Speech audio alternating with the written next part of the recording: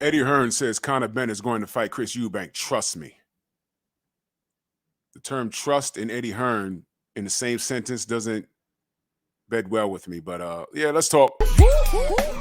Push the weight in no flex. Flex the livest one in the section. Fit the runner, boy, you nigga, no question.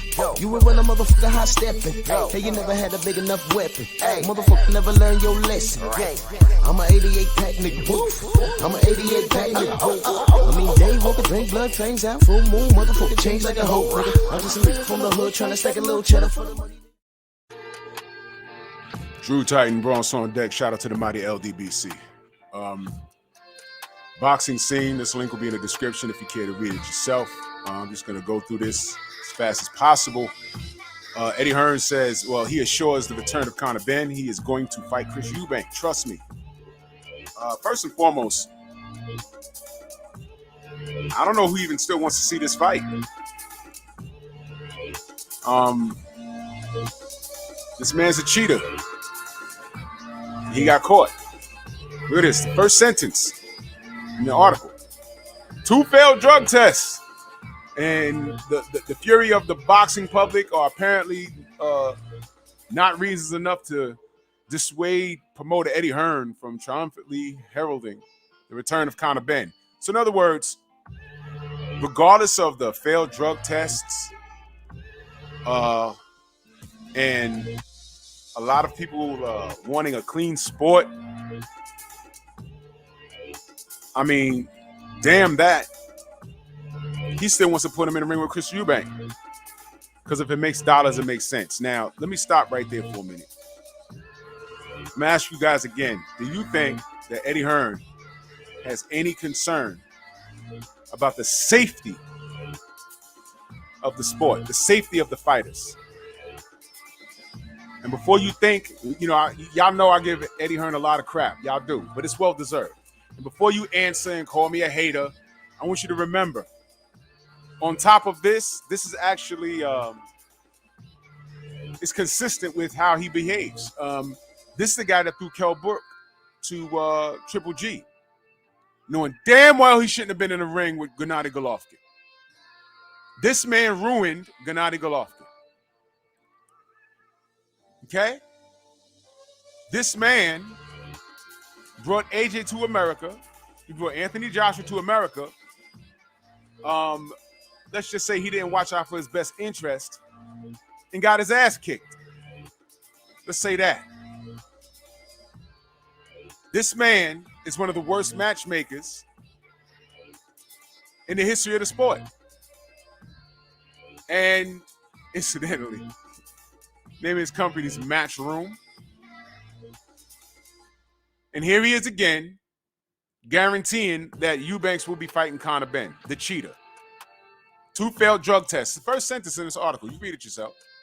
Hearn, the head of Matchroom, has been busy recently beating the drum of his embattled welterweight charges in innocence, saying that Benn would, as a matter of fact, fight within the first 6 months of 2023.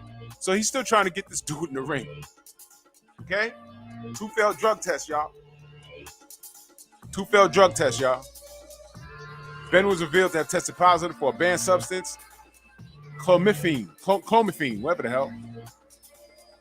In October, 3 days before a scheduled 157-pound catchweight bout with Chris Eubanks Jr., a highly anticipated event in British boxing that was capitalizing on the legendary rivalry produced by their fathers, Nigel and Chris Eubanks Sr.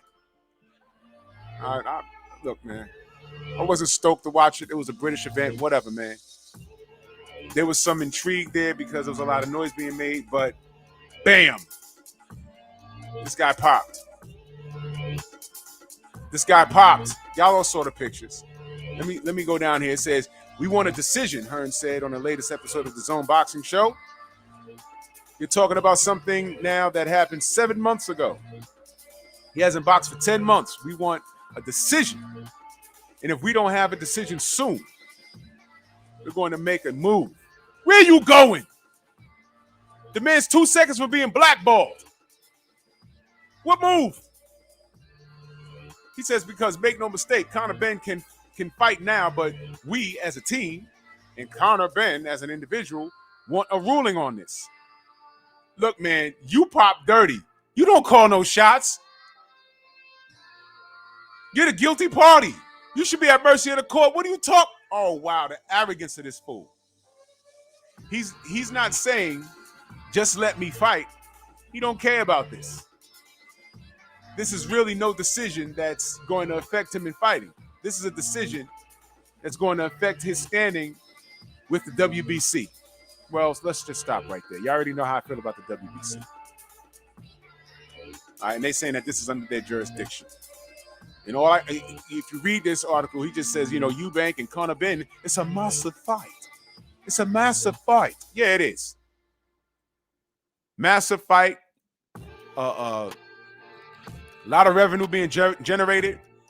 Your bottom line is going up. Who gives a fuck about safety, right? Who cares? Man, listen. Y'all read this. The link will be in the description. They mentioned the PVC and look, read this, man. Look, he goes out here and say, look. By the way, Conor Benn against Tank Davis will be an absolute savage fest. Look, Conor has made it clear to me and the team he wants to go straight back into a big fight. Psychologically, emotionally, I would prefer Benn to fight a tune-up, but you say you would prefer for him to fight a tune-up and then go into a big fight because, look, man, stop. Don't even say Tank's name, man. Don't even say Tank's name, dude. Stop.